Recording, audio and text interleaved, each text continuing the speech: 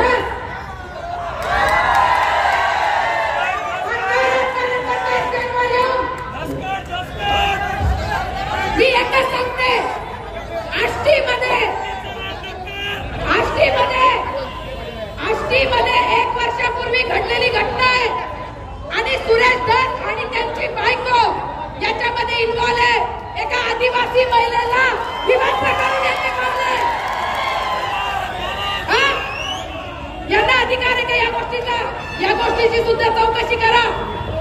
ज्या दिवशीपासून जातीचं राजकारण सुरू झालं, डॉक्टर बाबासाहेब आंबेडकरांचा, संत भगवान बाबा की संत वैजनाथ पिसायांना विनंती करतो, आपण 2 मिनिटं फक्त बोलावं। सगळ्यांना विनंती, खाली स्टेजच्या खाली चला, बाकीचे स्टैंड पे पैर रख देंगे, थोड़ा ऐसे क्रॉस कर दो ना, नीचे रखता है उसे।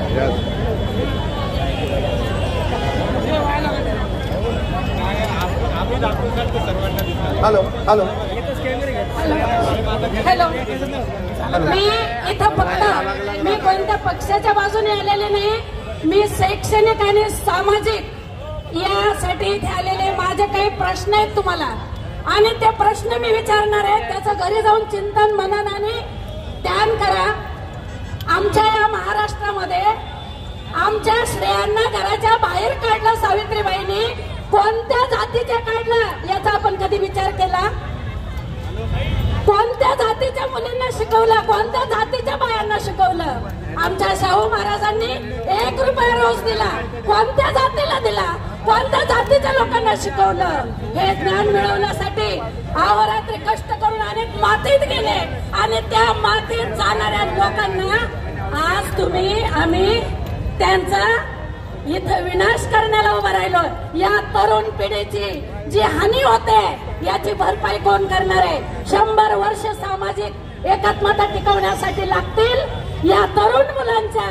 आज अब्दुल कलामांनी शोध लावला, तो कोणत्या जातीसाठी लावला?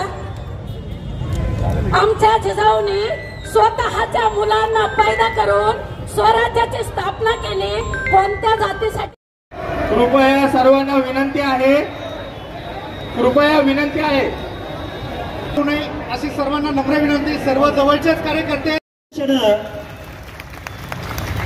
ओबीसी बांधवांच्या वतीनं होत आहेत। आता माझ्या समोर माता भगिनी खूप मोठ्या प्रमाणात इथं जमा आहेत, तरुण वर्ग इथं जमा आहे।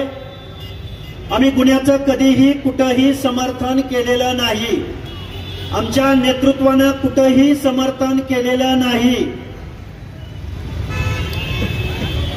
खऱ्या अर्थानं अशी वेळ कुणावरही येऊ नये, शत्रूतल्या शत्रूवर सुद्धा अशी वेळ येऊ नये अशी मानणारी आम्ही सगळी माणसं आहोत। परंतु काही नेते निवडून आले, आणि हे आंदोलनातनं अपघातानं नेता झाला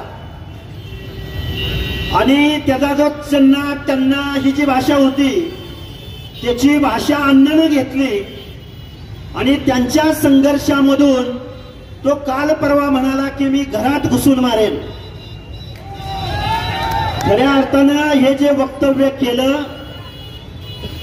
हे वक्तव्य या महाराष्ट्रामधल्या बीड जिल्ह्यामधल्या छत्रपती संभाजीनगर जिल्ह्यामधल्या जालना जिल्ह्यामधल्या परभणी जिल्ह्यामधल्या धाराशिव जिल्ह्यामधल्या लातूर जिल्ह्यामधल्या सर्वसामान्य माणसांच्या मनामध्ये दहशत निर्माण करणारं वक्तव्य होतं.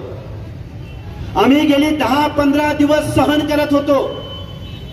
एका समाजाला टार्गेट करून सोशल मीडियाच्या माध्यमातून ज्या घटना घडत होत्या, एखाद्या कार्यालयामध्ये गेलं आडनावावरनं जात काढली जाते, एखाद्या शाळा महाविद्यालयामध्ये गेलं आडनावावरनं जात काढली जाते. एक अंजली दमानिया नावाची एक सोशल वर्कर बीडमध्ये आली, बीडमध्ये, आणि त्या काय म्हणाल्या की बीड जिल्ह्यामध्ये वंजारी जातीचेच अधिकारी आहेत. त्या ताईंना माझं सांगणं आहे